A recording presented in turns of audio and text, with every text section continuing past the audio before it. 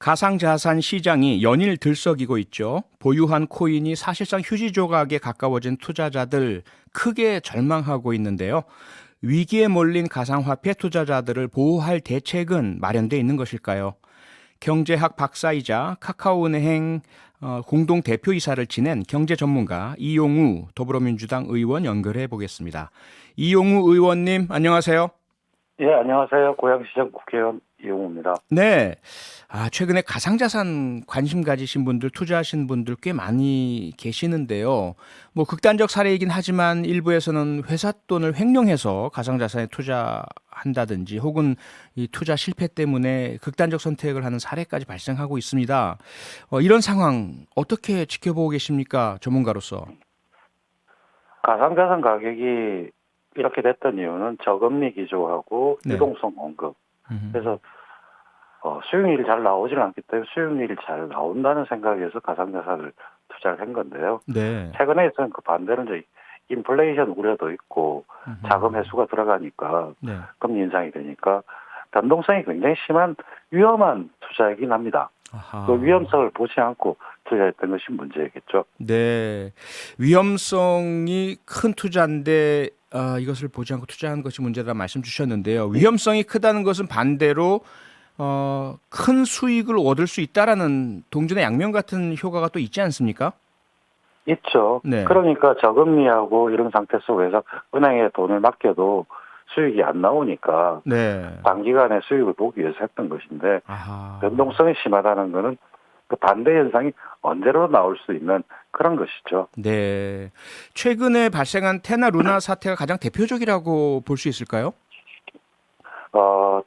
테너루라 사태 같은 경우는 가상자산이기도 하지만 네. 거기서 특히 루나 같은 경우에 고수익 20%를 보장한다는 그런 말을 해버렸거든요. 그렇죠. 예. 근데 현실적으로 20% 수익을 낼 수 있는 자산이라는 게 지금 상황에는 크게 찾아보기 힘듭니다. 네. 굉장히 투기성이 강한 네. 그리고 어쩌면 폰지 사기에 가까운 그 투자인 거죠. 네. 관련된 그래서 수사도 받고 있죠. 예. 네. 최근에 의원님께서 가상자산 유사수신 행위 규제 법안 법 개정안 발의하셨지 않습니까? 예. 네, 이 법안 내용 좀 설명해 주시죠. 핵심 내용이요. 원래 수신이라고 하는 건 예금을 받는 행위는 예금자 보호도 있고 이러기 때문에 네. 국가의 인가를 받아서 해야 되는 행위입니다. 예. 근데 현행법상으로는 금전의 수치를 전제로 해서 네. 자금을 조달하는 건 위반이 되거든요. 아하. 근데 네. 가상자산은 금전이 아니라는 이제 명확한 규정이 있기 때문에 네. 유사수신에서 배제했습니다. 예. 그렇기 때문에 최근 루나 테라 사태가 이를 이용해서 된 거기 때문에 네. 이런 부분에 대해 규정을 해줘야 된다. 그런 아. 부분입니다. 네. 그러면 지금 의원님이 내신 법안이 국회에서 본회의까지 통과가 돼서 시행이 된다면 루나테라 사건을 이러한 그 유사수신 행위로 규제하고 처벌하고 예방할 수 있게 되는 것입니까? 예, 루나 테라 이 사태는 이제 소급 적용이기 때문에 안 되는 거고요. 네. 앞으로 이런 행위에 대해서 그 규제를 할 수 있고 보호를 할 수 있는 장치가 마련되는 겁니다. 네. 가상자산 시장 그동안 정말 빠른 속도로 급격하게 성장을 했는데요. 그 사이에 이에 대해서 좀 안전장치를 마련하는 제도 마련 노력은 부족했다 이런 지적이 계속 나왔지 않습니까? 네. 그 이유, 왜 국회에서 그런 노력을 제대로 하지 않으셨는지 이 부분에 대한 답은 어떻게 해주시겠습니까? 2017년 당시에 가상자산 비트코인 열풍이 불었을 때 예. 그게 가상화폐란 말을 했는데 이게 화폐냐 아니냐를 가지고 논란이 있었습니다. 그랬죠. 근데 화폐냐 아니냐는 논란보다도 네. 이 사체 이것이 거래되고 있는 상황이고 규모가 있다고 한다면 여러 가지 장치를 했어야 되는데 거기에 초점을 맞추다 보니까 네. 문제가 됐었고요. 아하. 그 이후에 특정금융정보법이라고 해서 자금 세탁 방지에만 초점을 맞추고 가상자산에 대한 직접적인 규제 법안이 없었습니다. 네. 근데 작년 재작년부터 법안이 제출되어 있고 심의가 되다가 작년 연말에 어느 정도 가닥은 잡았는데 네. 가상자산 시장을 좀 더 육성해야 된다 말아야 된다 이런 것들에 여야 간의 입장 차이가 좀 있는 바람에 법안이 통과되지는 못한 상황입니다. 네네. 내일부터 그 서울 회생법원의 준칙이 개정된 준칙이 시행이 돼서 가상화폐 투자로 잃은 돈은 개인 회생 변제금 산정할 때 제외한다라는 그런 보도가 이루어졌습니다. 이건 투자자 보호 조치라고 볼 수 있는 거죠? 투자자 보호 조치라기보다도 네. 개인 회생이 들어간 채무자, 회생할 수 없는 채무자에 대해서 네.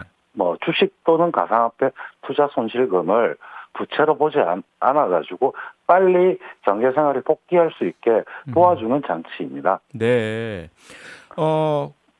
빨리 회생할 수 있게 경제생활 복귀할 수 있게 도와주는 장치라는 말씀을 주셨는데 지금 아시겠지만 여론은 좀 나뉘고 논란이 상당히 크게 일고 있고요.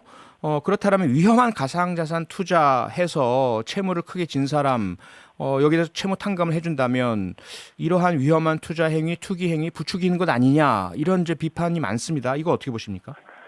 그런 가능성도 좀 있다고 생각합니다. 네. 근데 가상자산이든 주식 투자든 명확하게 지켜질 원칙은 자기 책임하에서 투자를 해야 되고 네. 이것이 위험하다는 걸 인지를 하는 금융교육이 필요합니다. 네. 근데 이 잘못 투자를 하기 시작을 하면 자꾸 빨려 들어가서 회복하지 못하고 극단적인 선택을 하는 경우도 나올 수가 있기 때문에 네. 그런 부분은 일정 정도 심사를 통해서 예. 회생 조치를 하는 것은 빠르게 경제생활을 들어올 수 있게 하는 그런 장치라고 보기 때문에 네. 이거는 판단에 따라서 약간 다를 수 있다고 봅니다. 네네. 원칙적인 측면에서는 분명히 그런 부정적인 비판의 여지가 있지만 지금 당장 너무 위급한 상황에 내몰린 분들이 많으니까 어쩔 수 없다. 이렇게 좀 이해가 됩니다. 맞습니까? 예, 네. 네 맞습니다. 남떨이지에 몰려 있는 사람들을 끝까지 한다는 건 또 사회의 이제 구성원 보호 차원에서도 생각을 해봐야 될 조치입니다. 네네. 그렇다면 일단 그런 응급한 조치로 이해가 되고요. 그리고 의원님 조금 전에 말씀하실 때 가상투자 관련된 교육이 금융교육이 필요하다는 말씀 주셨지만 이거 역시 좀 장기적인 대책 같고요. 지금 당장 언급하신 것처럼 극단적 선택의 위기까지 내몰린 많은 투자 실패 사례들 이분들에 대해서 어떤 추가적인 대책이 좀 필요하다고 보십니까? 사실 가상자산에 투자를 실패를 하거나 주식에 투자를 실패를 했을 때도 예. 철저하게 본인의 책임이라는 걸 인지를 해야 되는 것이고요. 네. 그리고 그렇기 때문에 가상자산 거래소나 이런 쪽에서도 그 투자하는 사람의 성향이 어떻고 얼마 이상의 리스크가 나올 건지에 대해서 분석을 해야 되고요. 네. 고객에 대해서도 당연히 더 이상 손실이 발생했을 때 경고를 주는 거래소가 해야 될 의무들이 있습니다. 아, 예.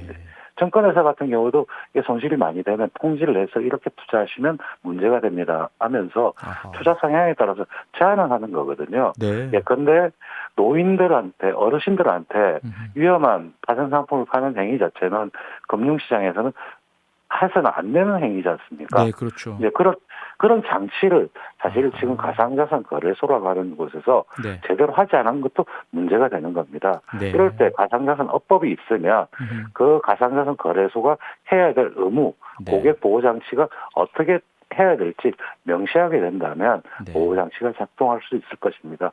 그것이 법안으로 제출돼서 심의되고 있는 상황입니다. 네, 그 법안 제대로 심의되고 의결 통과되기를 바라겠습니다. 오늘 말씀 여기까지 듣겠습니다. 고맙습니다. 네, 고맙습니다. 네, 지금까지 이용우 더불어민주당 의원이었습니다. 평일 저녁 6시 5분에 여러분을 찾아갑니다. MBC 라디오 표창원의 뉴스 하이킥.